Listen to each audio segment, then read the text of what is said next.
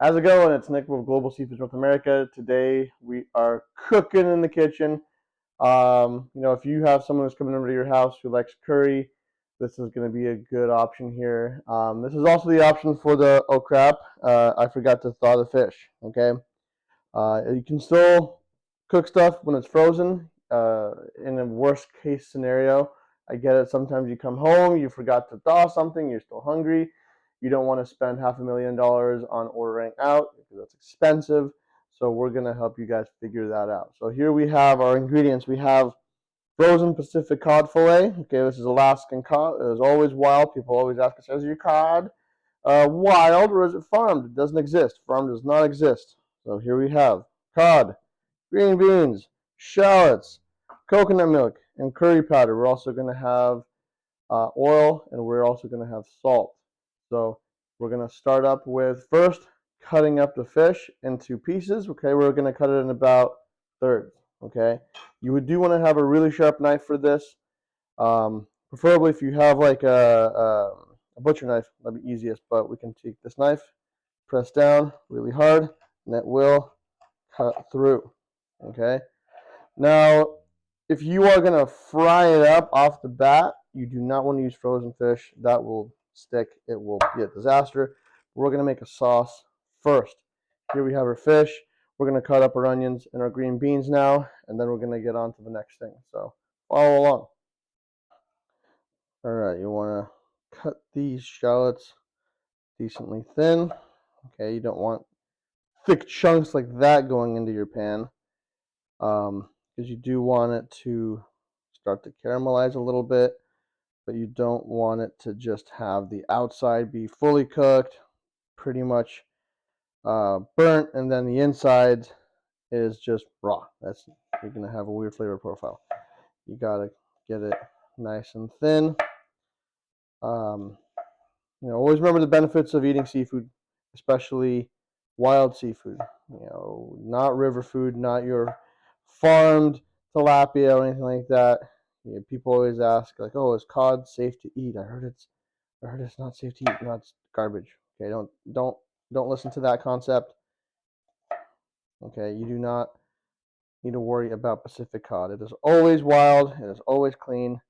It is actually considered to be one of the healthiest fish you can eat, full of omega-3. This is a very lean fish.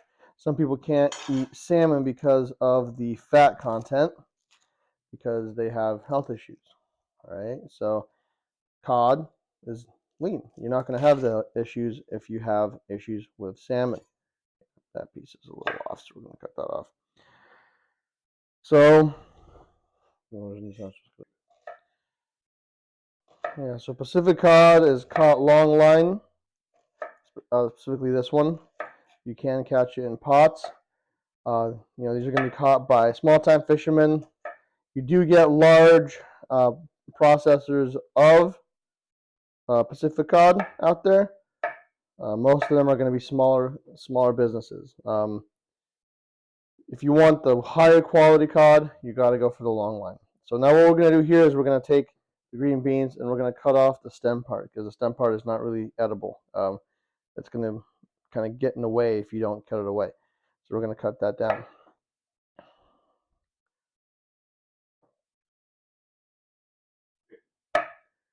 All right, I got some of the onion in my eyes, starting to tear up. That happens. It's all good. So what is long line caught? Long line essentially is a set of super long lines that have multiple hooks on them. The hooks are baited with most likely anchovies, sardines, and they are dragged behind the boat. Okay, they pull in about 1,000 fish from these long lines. They're going to be higher quality than their pot caught fish because the long line is not going to get beat up. The pot caught fish is usually, just imagine, if you've ever seen Finding Nemo, you know exactly what I'm talking about. In the scene where all those fish get caught in that giant net, that's a pot caught net, okay? They all thrash around and they beat each other up and they get damaged. At the fire! Here we go. We're gonna let that warm up for a little bit. Remember, you want to have a hot pan. You shouldn't be able to just touch it like this. Okay. There's many types of cod. You'll hear the word cod used a lot, mostly because back in the day when they were naming fish, cod was the basic fisherman's term. They named most fish cod. But you have Atlantic cod, Pacific cod, ling cod, black cod, um, all sorts. Most of them are not even related. All right. Even Atlantic cod is not related to Pacific cod. They're two different types of fish. In Alaska, obviously, we have Pacific cod. Closest thing by texture you're going to have is ling cod, but ling cod is a different type of fish once again. Black cod has nothing to do with either of them. It's just a name. Black cod is actually called sablefish and not related. Completely different texture, completely different flavor. Okay, let's check on our pan here. Okay, it's getting hot. Let's put the oil in.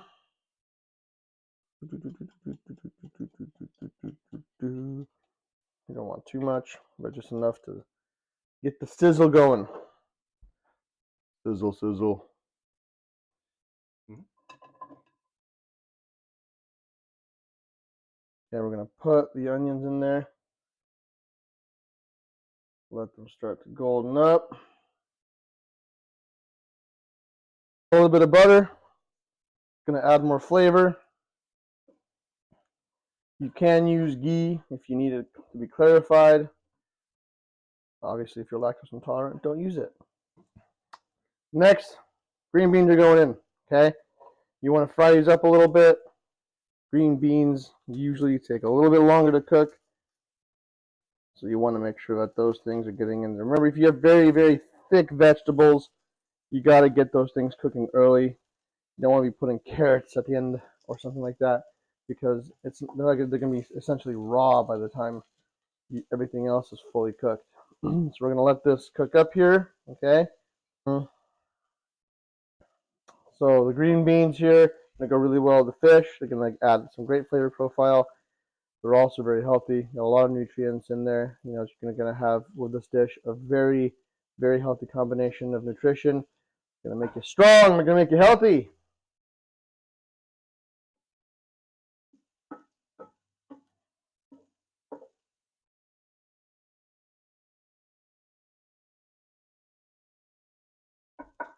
Next, we got the coconut milk. Whole can, unsweetened. Don't add sweetened. That's going to be really weird.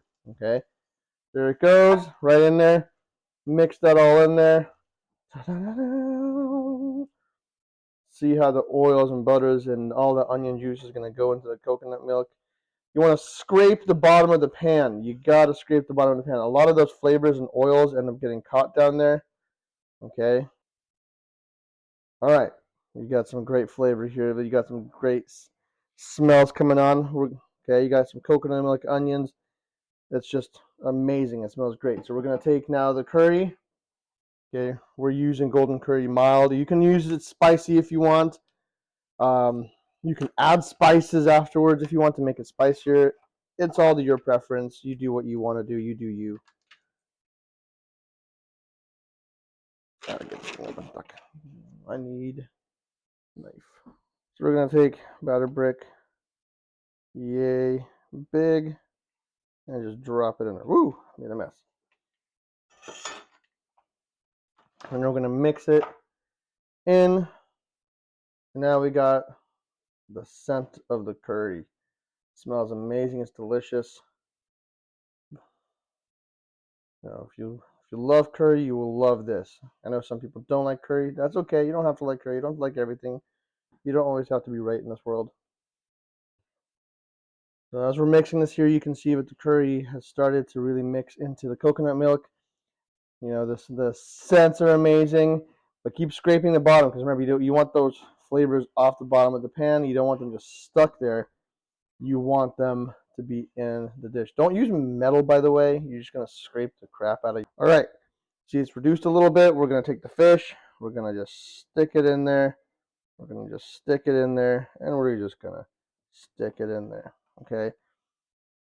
Okay, so as the fish begins to thaw in there and cook, it's going to add more of those juices in there. You're going to get a lot of flavor. So we're going to just let it sit there for a little bit, let it cook about medium heat. Then after a while, we will flip it over and we will continue cooking it until it is cooked all the way through. So remember, guys, you want to poach this. You don't want to fry it, so it's on a medium-low heat. We're going to add some salt. Take a pinch of this, add it in there, maybe one more pinch. But okay. And then we are going to put the lid on, and we are going to let it sit, and we're going to let it simmer. All right, we got about 7-8 minutes here. We're going to take off the lid. Look at that. We're going to turn off the heat. See how the fish has cooked through. The scents are amazing. Great smells. We're going to take this over to the table. Let's go.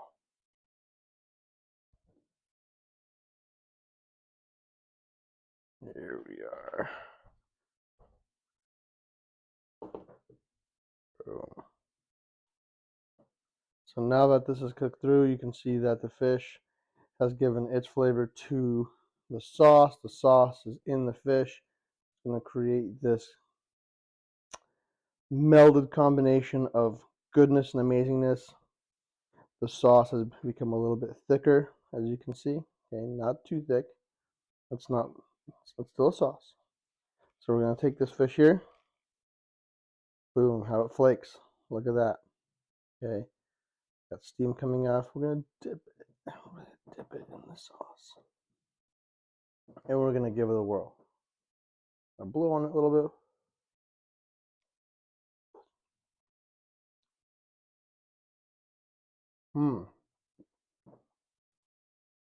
All the flavors complement each other. The curry complements the coconut milk, which complements the fish, and the fish complements it all. Okay, this is very delicious. Really simple. The fish doesn't have a very fishy flavor to it. It's very light. This is awesome. You know, this is a great protein meal if you need it for fish. It doesn't have a lot of crazy ingredients. You got vegetables, you got coconut milk, fish, flavor, really good. Even the green beans, if you look, are cooked all the way through. Okay, I'm gonna give the green bean a try too. Perfect, amazing. Okay, try this. Okay, I suggest you try it. It's really good. Hit like, hit follow. We'll see you in the next one.